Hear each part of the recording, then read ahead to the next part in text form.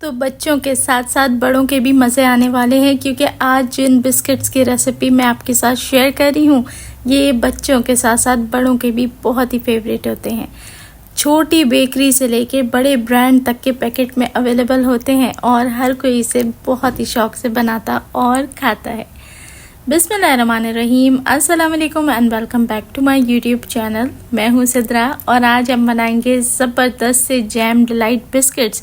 लेकिन अगर आपके पास ढेरों ढेर मक्खन मौजूद नहीं है और अवन मौजूद नहीं तो परेशान होने की ज़रूरत नहीं, क्योंकि रोटी वाला तवा तो सभी के घर में मौजूद होता है और ये परफेक्ट मज़ेदार से बिस्किट आज उसी तवे पे बनने वाले हैं। तो चलें रेसिपी झटपट से शुरू कर लेते हैं। अच्छी लगे तो लाइक और शेयर आपने इसको ज़रूर करना है। तो इसके लिए हमने इस्तेमाल किया है आधा कप के जितना घी। अच्छा, घी रूम टेम्परेचर होना चाहिए, पिघला हुआ बिल्कुल नहीं इस्तेमाल करना। और इसके अंदर घर की ही पिसी हुई चीनी शामिल कर दी है आधा कप।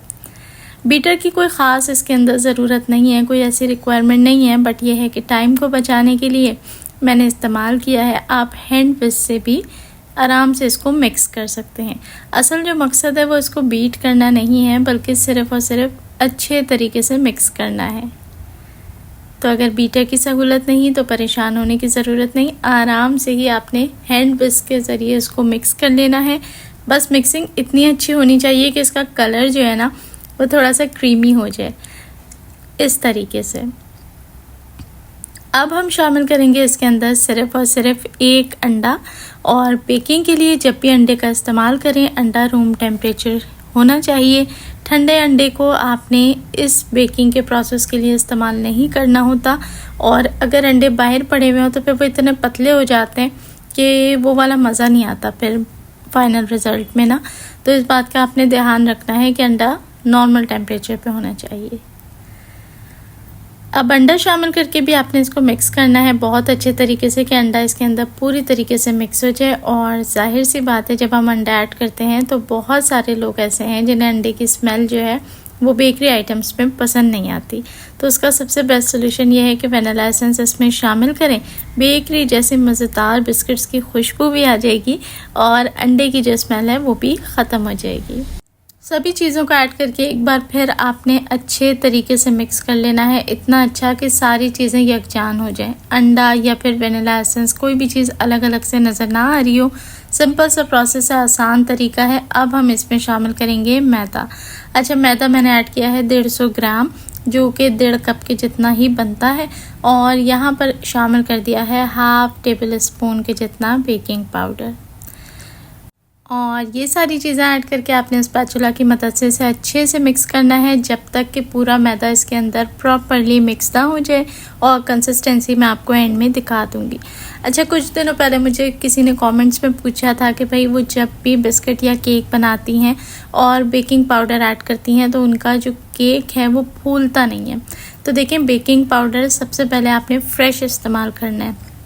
अगर तो 5-6 महीने पुराना रखा हुआ है तो फिर वो आप इस्तेमाल ना करें, क्योंकि एफिकेसी में फ़र्क आ जाता है। मौसम के हिसाब से जो है ना वो इन चीज़ों के ऊपर बहुत असर पड़ रहा होता है मौसम का।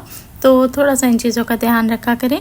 और जो चीज़ें मैं बताती हूँ, जो क्वांटिटी, जो मेजरमेंट्स होती हैं उसे कम्प्लीटली फॉलो किया करें। चलें जी, अच्छे से मिक्स कर लें। कंसिस्टेंसी भी आपने देख ली। अब बेकिंग डिश को हमने तवे के ऊपर रखना है, तो गोल बेकिंग डिश के ऊपर आपने सिर्फ और सिर्फ लगाना है बटर पेपर। ये वाली टिप मैं इस्तेमाल करी जो कि है 1G। आप कोई दूसरी टिप का इस्तेमाल भी कर सकती हैं। अच्छा, जिनके पास ये नोज़ल्स मौजूद नहीं हैं या वो बिना नोज़ल के बनाना चाहती हैं तो सिंपली आप गोल बिस्किट्स कटिंग कर लें और सेंटर में जिस तरीके से मैं डिप्रेशन दूंगी वैसे ही आपने दे देना है, जहां आप जैम की फिलिंग कर लेंगे। लेकिन आज हम इसमें सादा जैम नहीं भरेंगे, आज हम इसमें बहुत ही मज़ेदार सी एक जैम की फिलिंग बनाएंगे और वो भरेंगे ताकि ये बेकरी से भी ज़बरदस्त बन के तैयार हो। और आज मेरे चैनल से आप कुछ नया सीख के जाएँ। तो बस पाइपिंग बैग के अंदर हमने इसको भर लेना है। और उसके बाद क्या करना है ये देखें, इस तरीके से सबसे पहले एयर निकाल लिया करें, ऊपर से अच्छे से फोल्ड कर दें। अब हम इन बिस्किट्स को पाइप करेंगे। पाइप करने का तरीका क्या है ये देख लें। इस तरीके से आपने एक ही डायरेक्शन में प्रेशर देना है, नोज़ल की टिप के हिसाब से निकलेगा। और फिर प्रेशर देने के बाद सेंटर में आपने टिप को घुमाते हुए हटाना है। इससे क्या होगा, ऑटोमेटिकली सेंटर में एक डिप्रेशन बन जाएगा जिसको बाद में हम डीप कर लेंगे। ये जो बिस्किट्स हैं बहुत ही मज़े के बनते हैं, बिल्कुल बेकरी जैसे बनते हैं और इतने को लाजवाब होते हैं ना कि हाथ ही नहीं रुकेगा खाने से। अभी से ही ये दिखने में कितने मज़ेदार लग रहे हैं ना। तो बस आपने इसी तरीके से सब चीज़ों को फॉलो करना है ताकि ये मज़ेदार बिस्किट्स आप भी बना सकें। अच्छा, मैं बहुत ज़्यादा बड़े साइज़ के नहीं बना रही, बस मीडियम जो साइज़ होता है वही साइज़ मैं ऐड कर रही हूँ। अगर आप बहुत ज़्यादा बड़े बनाएंगी, क्योंकि फूलते भी हैं बिस्किट, साइज़ में वैसे भी डबल हो जाते हैं। तो ये देखें, इस तरीके से हमने रेडी कर लिया है। अब उंगली की मदद से सेंटर से हल्का सा आपने बीच में से प्रेस कर देना है। ऐसा इसलिए कि हम ये जगह बना के छोड़ रहे हैं जहां हमने जैम की फिलिंग करनी है। बेकिंग के दौरान ये तकरीबन थोड़ा सा ऊपर आ जाएगा, लेकिन ज़्यादा प्रेस कर देने से फिर क्या होगा कि जैम फिल करने की जगह बाकी रहेगी। ना अवन का, ना माइक्रोवेव का, ना भट्टी का, किसी चीज़ का इस्तेमाल ना करें। सिर्फ तवा मौजूद है तो भी ये बिस्किट्स घर में तैयार हो सकते हैं। तवे के ऊपर आपने इसी तरीके से ये रख देनी है अपनी बेकिंग डिश, और किसी पतीली से या इस तरीके की बड़े थाल से कवर कर दें और इसको आपने तकरीबन मीडियम लो हीट के ऊपर बेक करना है 30 से 35 मिनट। तभी आप देखें ऊपर और नीचे दोनों तरफ से अच्छा खूबसूरत रंग आएगा। अच्छा, किसी मेरी बहन ने पूछा था कि भाई तवे के ऊपर बेक कर रहे हैं तो ऊपर से इतना अच्छा रंग कैसे आ गया। जब आप ऊपर से अच्छे तरीके से कवर करेंगी ना किसी गर्म पतीली से या किसी इस तरीके की थाल से जो गर्माइश को लॉक करे, तो ऊपर से भी मेरी बहन ऐसे ही कलर आराम से आ जाएगा। वायर रैक पे रख के पहले इसे ठंडा कर लें। और अब हम बनाते हैं, जब तक हमारे बिस्किट्स ठंडे हो रहे हैं, इसकी ज़बरदस्त सी क्रीम वाली फ्रॉस्टिंग या जैम वाली फ्रॉस्टिंग कह लें आप।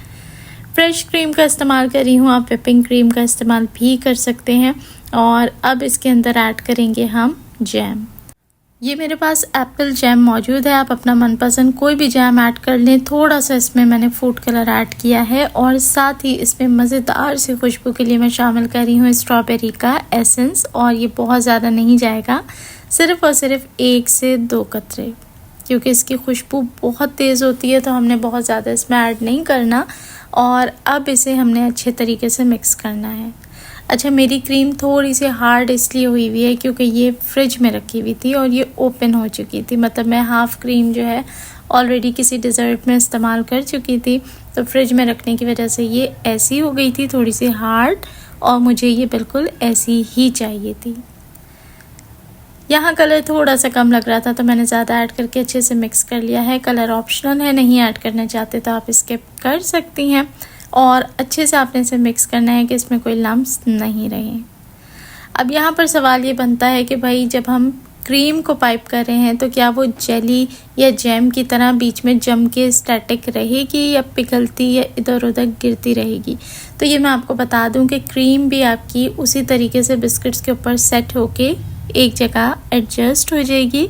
जैसे हम आइसिंग ऐड करते हैं ना, जो पिछले दिनों मैंने इसी तरीके से आपको चॉकलेट वाले बिस्किट्स बनाना सिखाए थे, उसमें जब हमने आइसिंग ऐड करी थी तो आइसिंग यहाँ पर जम जाती है ताकि वो इधर उधर मेल्ट होके गिरे ना।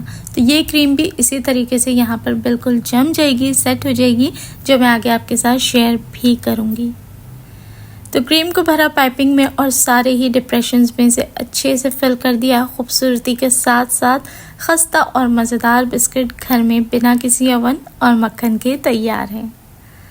तो हमेशा हर चीज़ महंगी नहीं बनती, बहुत सारी जगह पे समझदारी का इस्तेमाल करते हुए आप मज़ेदार सी चीज़ें कम बजट में घर पर तैयार कर सकती हैं। तो देखा आपने कितने ढेर सारे बिस्किट सिर्फ 1.5 कप मैदे से हमने तैयार किए, और खस्ता तो इतने हैं कि अभी मैं तोड़ के दिखाती हूँ। और देखें, बिस्किट्स को मैं काफ़ी देर के लिए उल्टा भी कर दूँगी तो इसकी जो क्रीम है ना वो गिरेगी ना ही टपकेगी। तो रेसिपी ज़रूर ट्राई करें, कैसी लगी एक प्यारा सा कमेंट करके बताएं। अच्छी लगी हो तो लाइक शेयर करें। देखने वाले सभी लोगों का बेहद शुक्रिया।